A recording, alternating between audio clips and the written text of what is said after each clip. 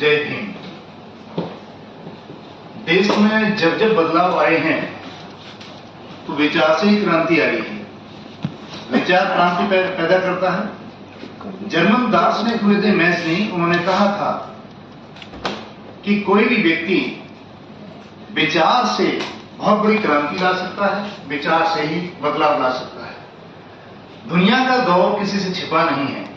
आज इस press conference के माध्यम से आदरणीय जज साहब के द्वारा जो संदेश दिया जा रहा है, जब जब इस तरह की कॉन्फ्रेंस की आवश्यकता होती है तो निश्चित रूप से जान लीजिए कि कहीं आवाज दब रही है, कुंठित है, हम विचलित हैं, परेशान हैं, और ये आवाज आप बुलंद करने के लिए हमारे लिए बड़े सशक्त माध्यम होते हैं। तो आपका सबसे पहले धन्यवाद।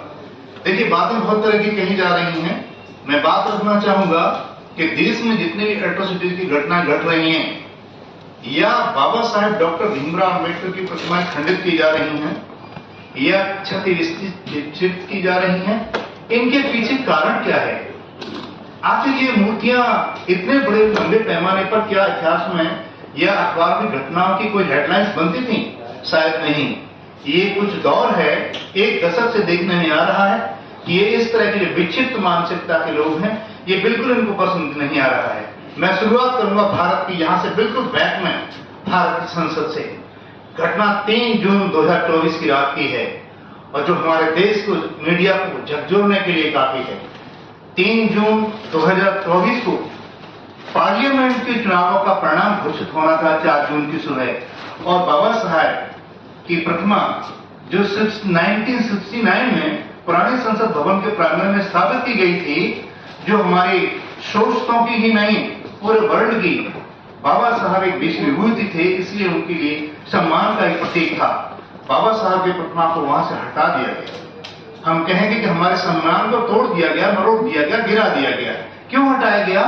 शायद हमारा ऐसा मानना है कि अधिनायकवादी प्रवृत्ति के व्यक्तियों को यह मंजूर नहीं था कि बाबा साहब डॉक्टर अम्बेडकर का कद इतना ऊंचा है, उनकी यथेष्टता उन्हें स्वीकार नहीं थी। आपको यदि इतनी यथेष्टता उनकी स्वीकार नहीं, एक तरफ तो आप दूसरी तरफ समझ सकते हैं कि हम बाबा साहब डॉक्टर अम्बेडकर की जयंतियां मनाएं।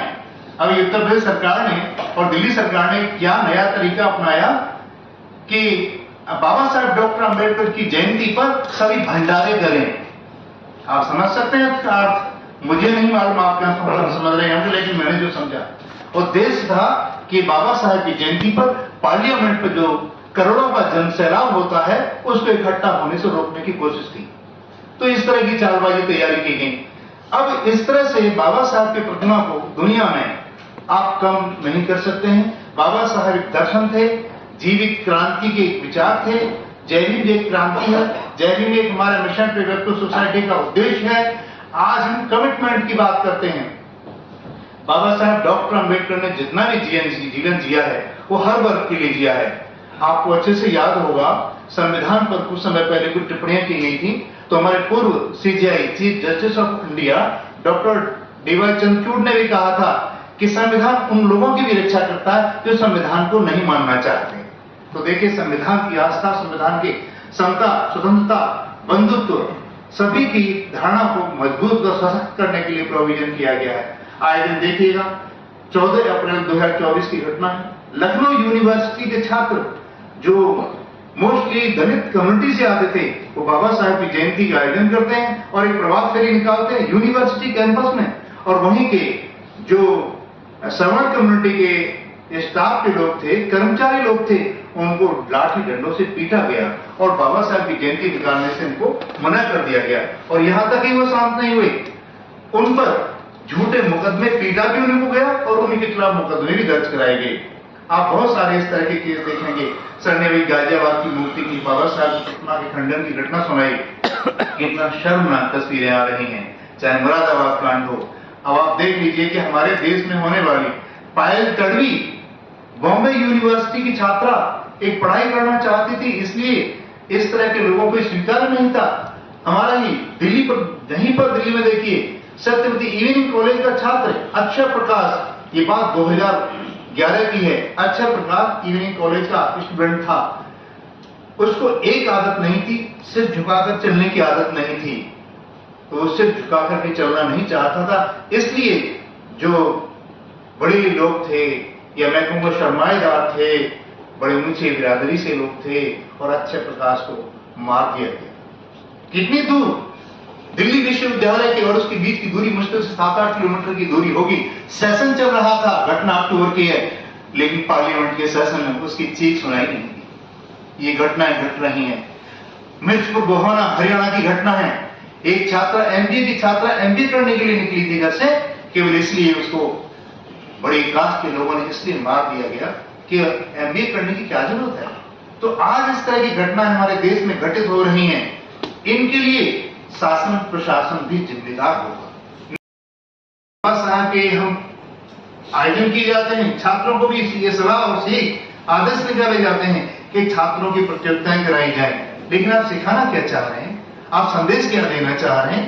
बाबा साहेब आपने अपना जो भी सिलेबस तैयार किया है, कितने कॉलेज की, कितने माध्यमिक एजुकेशन, सेकेंडरी एजुकेशन में, प्राइमरी एजुकेशन में बाबा साहेब डॉक्टर अंबेडकर के बारे में कितने चैप्टर्स जोड़े हैं आपने चैप्टर जोड़े नहीं है बल्कि घटाए हैं। जबकि आपको सबक लेना चाहिए दुनिया की, वर्ल्ड की कई यूनिवर्सिटी से। अमेरिका की कोलंबिया यूनिवर्सिटी में जहां बाबा साहब ने अध्ययन किया था, आज भी वहां पर फ्रंट पर बाबा साहब की लाइब्रेरी में मूर्ति लगी है, और वहां के स्टूडेंट्स जो वहां के रिसर्च स्कॉलर्स हैं, बाबा साहेब के ऊपर ही अध्ययन रिसर्च कर रहे हैं। तो इस तरह के शोध निबंध, शोध अध्ययन आज करने की जरूरत है। मैं साथ साथ में युवा शक्ति भी है, मैं आपके माध्यम से युवा शक्ति के लिए भी कहना चाहूंगा कि आप संवैधानिक तरीके से आप अपनी लड़ाई लड़ने के लिए, लड़ने का मतलब आप अपने कानून के माध्यम से, कानून के दायरे में रह करके सब अपनी बात रखने की बात की जानी चाहिए। आज स्कूल कॉलेज खत्म हो रहे हैं, हमारे बहुत सारे कई हजार स्कूल बंद किए जा चुके हैं। उत्तर प्रदेश उदाहरण इसमें है, और भी बहुत सारे देश में। आज भी हमारे युवा देश में देख रहे हैं, भुखमरी हो या कुछ भी हो, धार्मिक किसी भी तरह के प्रकरण हो या धार्मिक रीति रिवाज हो, उसमें बड़ा जनसैलाब बढ़ पड़ता है। मेरे हिसाब से रोजगार के लिए, बड़ी शिक्षा के लिए, महंगी होती शिक्षा के विरोध में एक भी आंदोलन सड़कों पर नहीं हुआ है। हमारे युवाओं को ये बात सोचनी चाहिए कि हमें नौकरी नहीं तो हमारे जीवन और भविष्य कैसे सुरक्षित रहेगा। तो ये बहुत सारे इस तरह के मुद्दे हैं। एक मामला हमारा बहुत ही जीवंत है, महाबोधि। मैं बौद्धिस्ट हूं, मैंने डॉक्टरेट किया है बुद्धिज्म फिलोसफी में। तो मेरा मानना यह है कि हमारा बौद्धों का तीर्थ स्थल है महाबोधि विहार बौद्ध गया टेम्पल, जहां पर अभी देखने में आया कि 1949 के बीटीएमसी एक्ट को रिलीज कराने के लिए हम संघर्ष कर रहे हैं। और इसके बाद में अभी जो पिछले वर्ष की ही घटना है कि जहां बौद्धों का आंदोलन चल रहा है, वहां पर जाकर के कुछ सामंती प्रवृत्ति के हिंदू माइथोलॉजी रीति रिवाज के लोगों ने जाकर के वहां पर अपने ढंग से पूजा अर्चना की, और हमारे बौद्ध भिक्षुओं को भी वहां पर उनको हमला किया, मारा पीटा। तो ये कैसे हमारी बौद्धों की सांस्कृतिक विरासत को नष्ट करने की तैयारी है क्या? हमने शपथ ली है, हमारा उद्देश्य है मिशन पे सोसाइटी, हमारा कमिटमेंट है बाबा साहब डॉक्टर अंबेडकर के जय हिंद नारा। तो इस कमिटमेंट को पूरा करने के लिए हम सब अपनी आवाज उठाते रहेंगे, और हम जो भी कहीं भी हमारे छात्रों, युवाओं, दलितों के साथ में, चाहे वो मार्जिनलाइज्ड हैं, हाशिए पर पड़ी हुई कोई भी व्यक्ति है, उन सब के साथ में, किसी के साथ भी मैं समझता हूं कोई भी इस तरह की जायजगी होती है तो उसके लिए हमें अपनी आवाज बुलंद करते रहना होगा। मैं धन्यवाद देना चाहूंगा आप सभी का। जय भीम। धन्यवाद आपका। आज जो दलित फॉर्म का ये कॉन्फ्रेंस कर रहे हैं, उसका मेन मुद्दा क्या है? अपना नाम से परिचय अपना बताइए। मैं डॉक्टर एस वरुण एजुकेशन पर काम कर रहा हूँ, एजुकेशनिस्ट हूँ। और जो बौद्धों का आंदोलन चला था महाबोधि विहार के लिए, उसके लिए एक ट्रस्ट बना है बुद्धिस्ट समन्वय संघ, उसका मैं जनरल सेक्रेटरी हूँ। आज इस कॉन्फ्रेंस को आयोजित करने का उद्देश्य ये था कि देश में एट्रोसिटी की घटनाएं और रेगुलेशन, यूजीसी रेगुलेशन एक्ट, और जो हमारे जो एट्रोसिटीज के साथ साथ छात्रों की घटनाएं हो रही हैं, और उनको जहां जहां भी घोड़ी पर नहीं चढ़ने दिया जाता या उनको पानी लेने से रोका जाता है, टीचर्स के साथ में लिख करके जातिवाद के खिलाफ अन्याय किया जा रहा है। इस तरह की घटनाएं स्टूडेंट्स आज देखने में आ रहे। कई हजार छात्रों ने या तो इन घटनाओं की वजह से, शोषण की वजह से आत्महत्याएं की हैं, या बड़े बड़े इंस्टीट्यूट जहां NLU है, IIM है, और बड़े बड़े स्टूडेंट्स पढ़ रहे हैं, जहां शोधार्थी हैं, उन्होंने वो स्कूल से पढ़ाई भी छोड़ने के लिए मजबूर हुए हैं। आज उद्देश्य यही है कि हम इन चीज़ों को, इन घटनाओं के बारे में आपके माध्यम से मैसेज पहुंचाएं कि भाई लोग सशक्त और जागृत कैसे हों। सर, इसका जो फॉर्म का इसका गठन कब हुआ, कब से शुरू हुआ और कौन कौन इसमें है, आपका इसमें क्या योगदान है? इसमें मैं जज साहब के साथ में, संजीव कुमार साहब के साथ में अभी पिछले 1 साल से जुड़ा हुआ हूँ, लेकिन बहुत ज़्यादा मैं पहले से नहीं जुड़ा हूँ। लेकिन आपकी कार्यशैली और आपका डिवोशन, डेडिकेशन और कमिटमेंट देख करके मैं उनकी कार्यशैली को अच्छे से मानता हूँ, इसलिए मैं उनके साथ जुड़ा हूँ। और वास्तव में जहाँ भी अन्याय होता है, उस अत्याचार अन्याय के खिलाफ आवाज़ उठाने के लिए वो सड़क पर भी जाते हैं और वो कोर्ट तक की लड़ाई लड़ रहे हैं। जिनके पास कोई साधन नहीं है, संसाधन नहीं है, वो उन सब की मदद करने के लिए निकल पड़े हैं। हमें उनका विजन अच्छा लगा, इसलिए हम उनका साथ दे रहे हैं। और फाइनली आपका डिसीजन क्या होगा? फाइनली हमारा उद्देश्य यही होगा कि सामाजिक हित में, समाज हित में, हमारा धर्म जाति से कोई मतलब नहीं है, संप्रदाय से कोई उद्देश्य नहीं है। संविधान को मानने वाले लोग, आज बीच में संघर्ष चल रहा है, संविधान को मानने वाले और संविधान को न मानने वाले, दो विचारधाराओं के बीच में संघर्ष है। तो जो संविधान को मानने वाले लोग हैं, चाहे वो किसी भी संप्रदाय के लोग हों, किसी भी धर्म जाति के हों, हम सबका सम्मान करेंगे और देश में संवैधानिक व्यवस्था कायम रहेगी। हम इस तरह की धारणा को। धन्यवाद।